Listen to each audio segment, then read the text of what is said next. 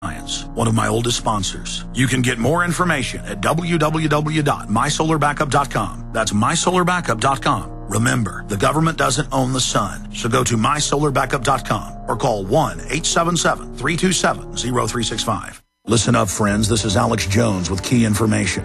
The mainstream media is now admitting that we're going into a depression. Don't be dependent on the government for you and your family. You need to get your own supply of high-quality storable foods from efoodsdirect.com. They're the best company out there, the longest continually operating, with a ton of great food to choose from. It's all fresh, made on a monthly basis, not some old cruddy food they're selling you like some of the other guys. Try their new evacuation pack, a 2-week supply of delicious, easy-to-fix food. It comes with all the equipment you need to prepare it. With open talk of a strike on Iran in the next 3 months, the crisis in the Gulf, and possible evacuations, get yourself and your family ready today. The place to go is efoodsdirect.com. Go to their website online right now, efoodsdirect.com/Alex, or call 800-409-5633. Again, on the web, efoodsdirect.com/Alex, or give them a call at 800-409-5633.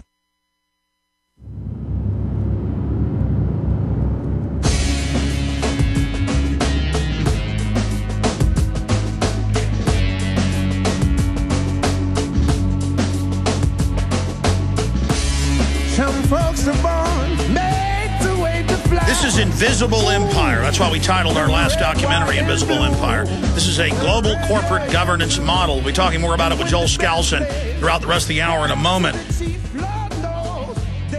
Wayne Madsen has really done a lot of deep research into all of the intelligence and CIA connections to Barack Obama.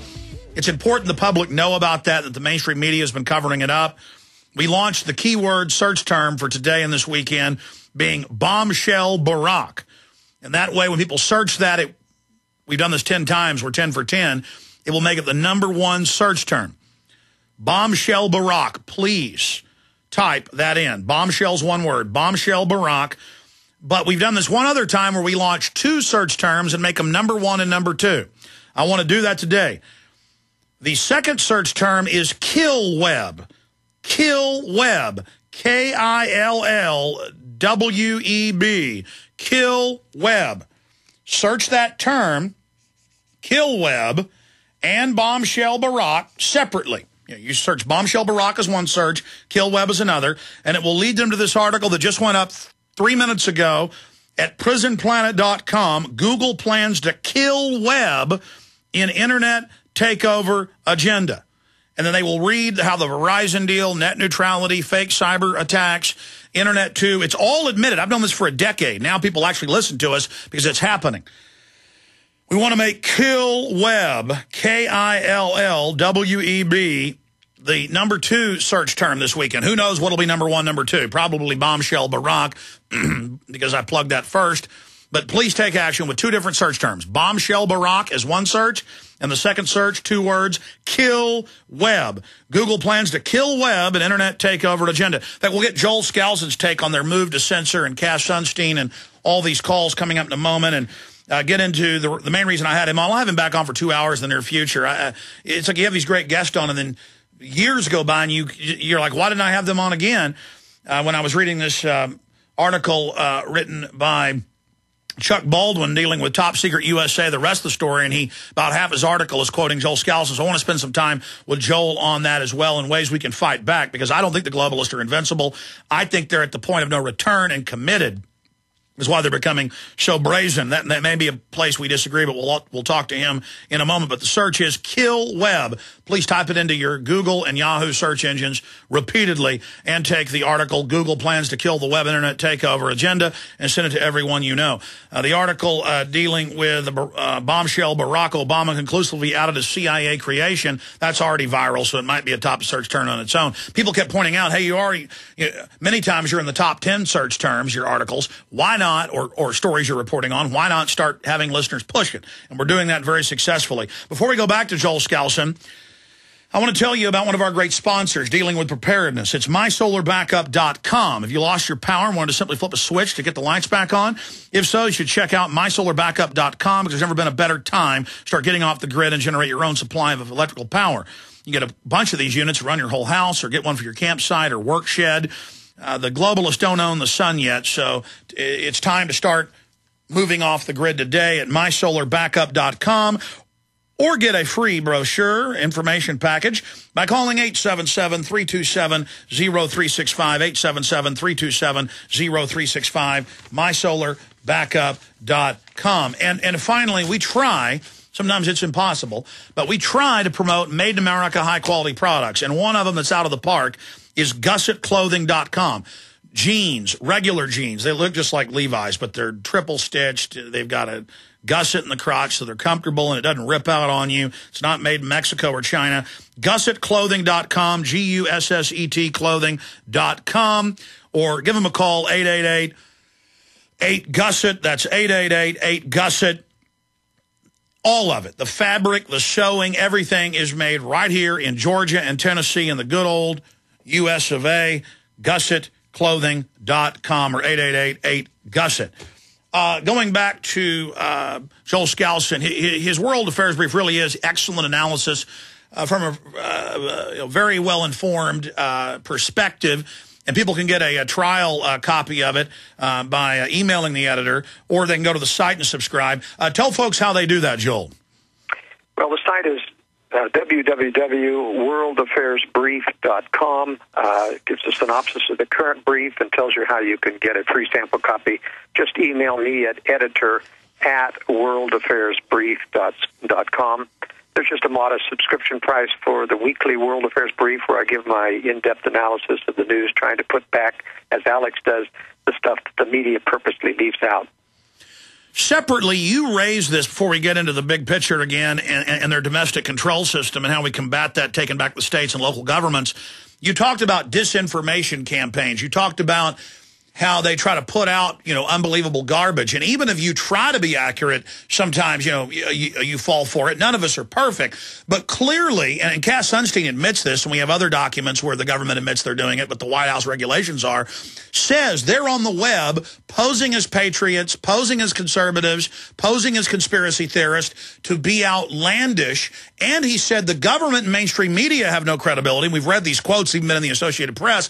He said they also create infighting, classic COINTELPRO that was used in this country, and I see them just pulling out all the stops on it right now, really trying to get us to fight with each other. And anybody you see on the web, in my experience, who spends even 30% of their time or more infighting or calling for violence, it comes out like Hal Turner, they're feds. Absolutely. Hal Turner, of course, is a classic example of somebody who really tried to instigate infighting and tension within the web. I think it's very important for us to be very, very careful, especially about the doomsday scenarios. Now, I am ultimately pessimistic about things. At least I'm hedging my bets. I feel like even though there's still a chance that we can overturn this, we can only do so if we expose enough of the actual conspiracy facts and theories that are there. And since conspiracy is anathema to the mainstream media and to almost everyone has been cautioned to think, oh, you can't accept conspiracy. I mean, they are predisposing the people to reject the very evidence that can blow this thing wide open. But with all that, whether or not we can do it or whether or not we can't win, the point is we always ought to be prepared for a takedown.